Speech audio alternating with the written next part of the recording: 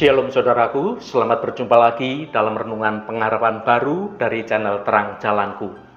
Senantiasa saya berharap Anda semua tetap bersemangat dan terus bersukacita untuk terus rindu mencari akan hadirat Tuhan. Hari ini saya akan menyampaikan renungan dengan judul Melakukan Kehendak Allah. Namun sebelum kita mendengarkan renungan ini, mari kita awali dengan berdoa terlebih dahulu. Bapa kami yang di surga, kami bersyukur atas kasih dan penyertaan-Mu sampai saat ini. Engkau mengumpulkan kami untuk merenungkan firman-Mu. Kami mohon bukalah hati dan pikiran kami, agar kami dapat mengerti akan kehendak-Mu dalam hidup kami. Tolonglah kami ya Tuhan, agar memiliki kerinduan yang besar untuk melakukannya setiap hari. Urapi setiap hati kami, dan biarkanlah Roh Kudus senantiasa memimpin hidup kami. Terima kasih Tuhan. Dalam nama Tuhan Yesus Kristus kami berdoa. Haleluya. Amin. Saudaraku yang terkasih, terkadang kita merasa seolah-olah Tuhan diam saja atas kehidupan kita. Padahal Anda saat itu sedang sangat membutuhkan petunjuk dari Tuhan. Seringkali kita menunggu Tuhan berbicara melalui peristiwa yang besar, yang mengguncang, atau mukjizat yang kasat mata. Namun, kita kerap lupa bahwa Tuhan seringkali menyapa kita justru melalui suara hati yang lembut, sebuah bisikan Roh Kudus yang mengingatkan kita untuk berbuat benar, menahan amarah, atau melangkah dalam iman. Tantangan terbesar kita hari ini sebenarnya bukanlah ketidaktahuan akan kehendak Allah, melainkan karena kebisingan hidup yang menenggelamkan suara Allah yang lembut itu berbicara pada hati nurani kita. Rutinitas yang padat, notifikasi ponsel yang terus-menerus berbunyi tiada henti, serta berbagai macam kekhawatiran duniawi yang membuat kita mengabaikan dorongan halus suara lembut Tuhan di dalam batin kita. Padahal melakukan kehendak Allah selalu dimulai dari kepekaan untuk mendengar dan juga keberanian untuk kita menjadi taat pada bisikan Tuhan tersebut. Meskipun terkadang terasa begitu berat atau mungkin bertentangan dengan ego kita. Mari sejenak kita meneduhkan hati kita, menyingkirkan segala keraguan-raguan, segala gangguan, dan mari kita belajar bersama bagaimana melatih kepekaan rohani kita untuk mau menaati suara hati yang Tuhan berbicara kepada kita dalam setiap langkah hidup ini. Mari kita baca firman Tuhan pada Mazmur 143 ayat 10. Ajarlah aku melakukan kehendak-Mu, sebab Engkaulah Allahku. Kiranya roh-Mu yang baik itu menuntun aku di tanah yang rata. Saudaraku, pernahkah Anda merasa seolah-olah seperti sedang berjalan di tengah hutan yang sungguh sangat lebat, bahkan hutan itu tertutup oleh kabut yang tebal? Anda tahu bahwa Anda itu harus melangkah, tetapi Anda tidak yakin akan arah mana yang benar.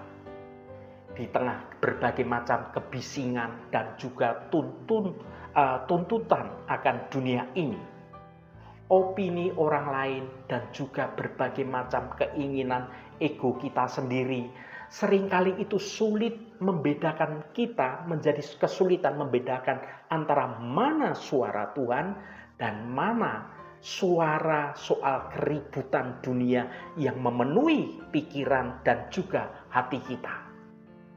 Raja Daud, sang pemazmur, yang menulis ayat ini, saat itu dia bukan sedang duduk santai di istana yang megah, hidupnya yang sedang baik-baik saja.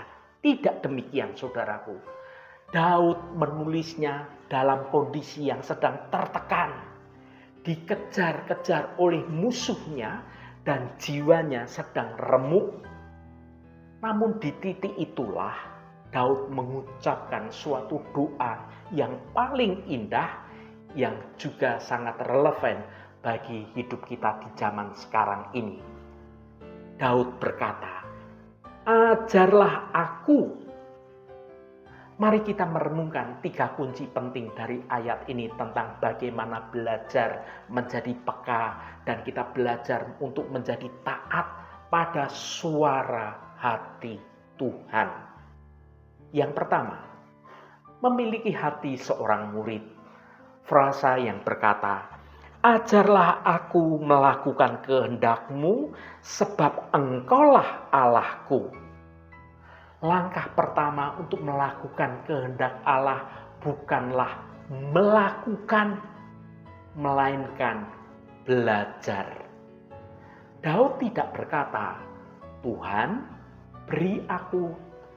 beritahu aku akan masa depan."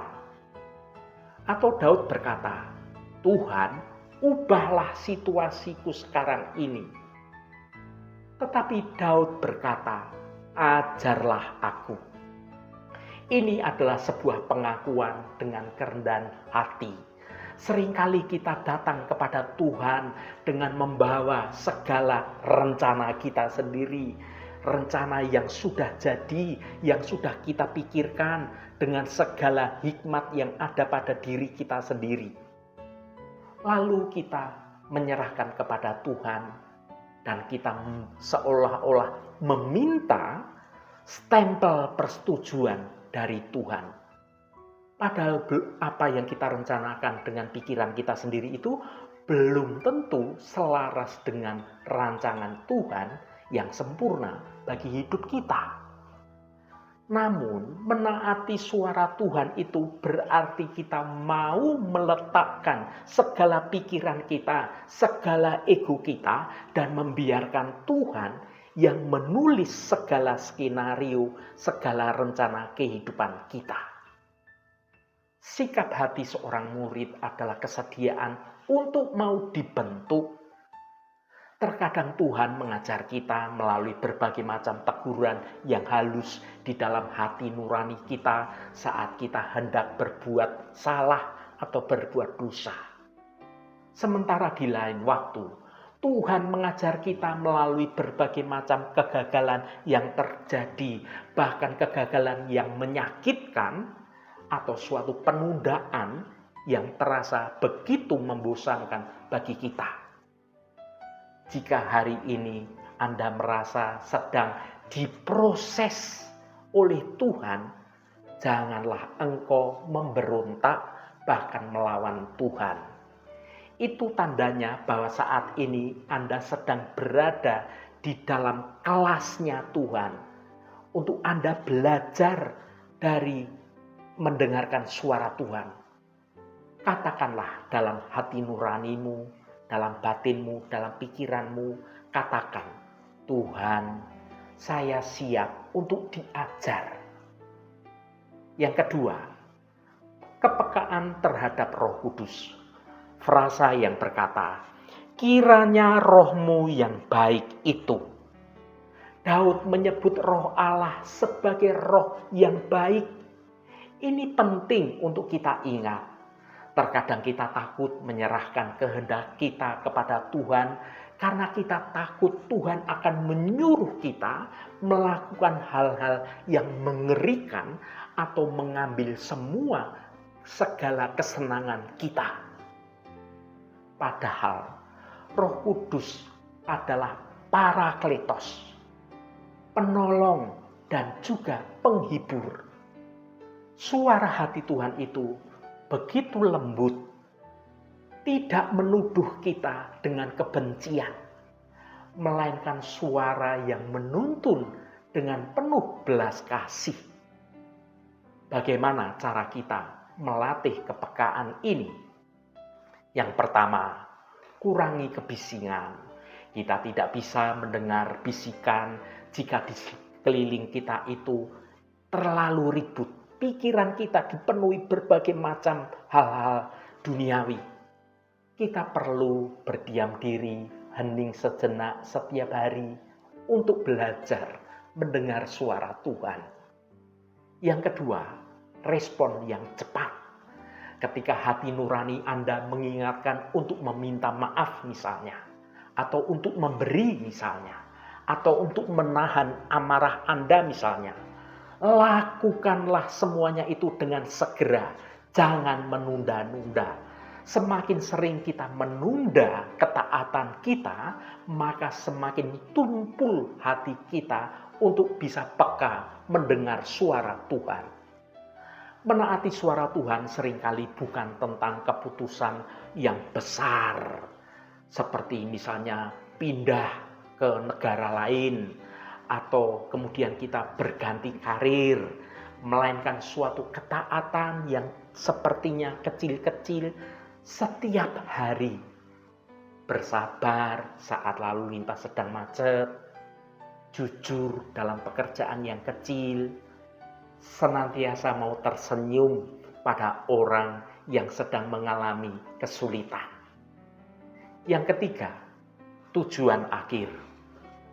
Frasa yang berkata, menuntun aku di tanah yang rata.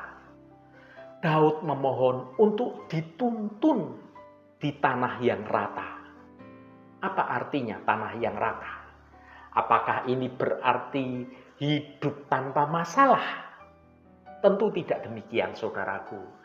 Hidup sebagai anak-anak Tuhan tidak menjanjikan bahwa jalan hidup kita bebas dari masalah, bebas dari hambatan. Tanah yang rata ini berbicara tentang stabilitas spiritual kita.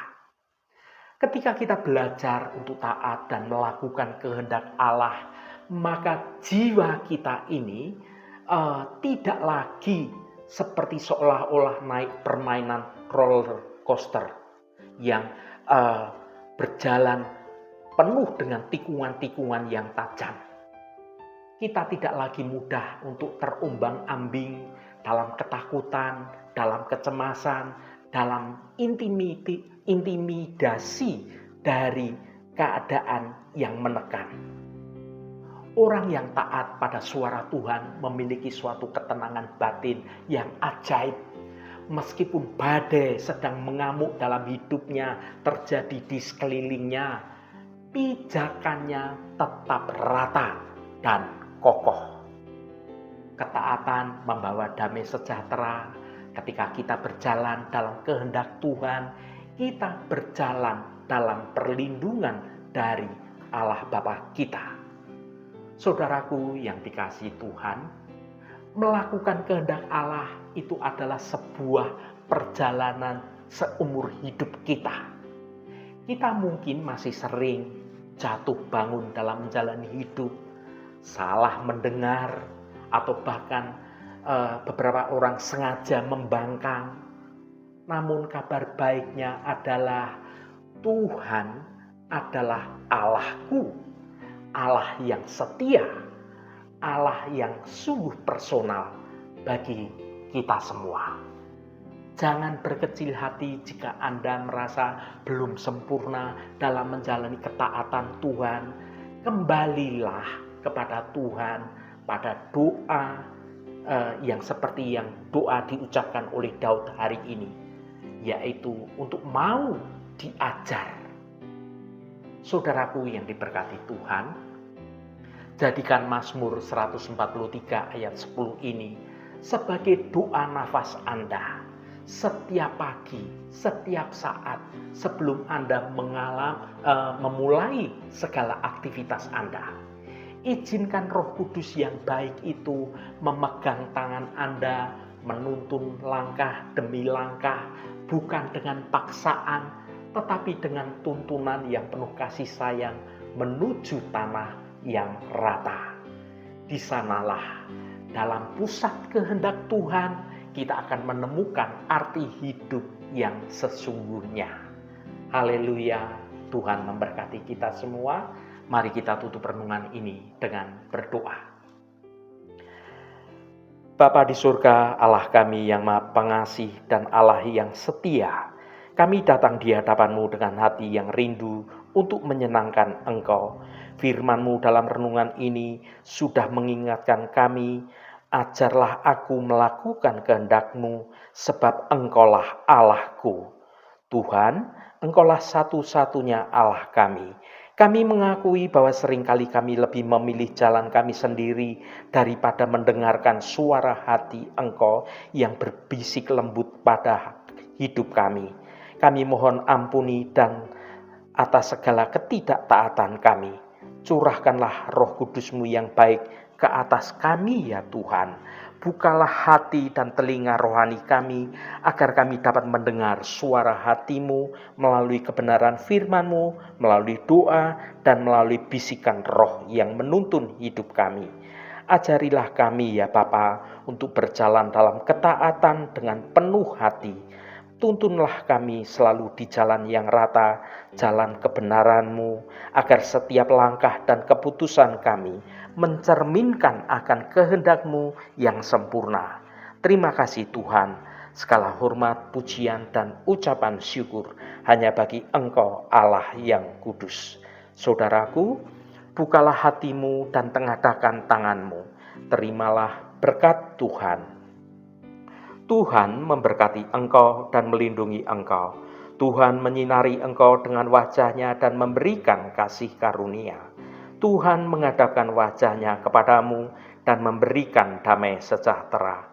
Berkat anugerah dari Bapa Surgawi, cinta kasih karunia dari Tuhan Yesus Kristus, dalam persekutuan dan penghiburan Roh Kudus, menyertai kita semua sekarang ini dan sampai selama-lamanya.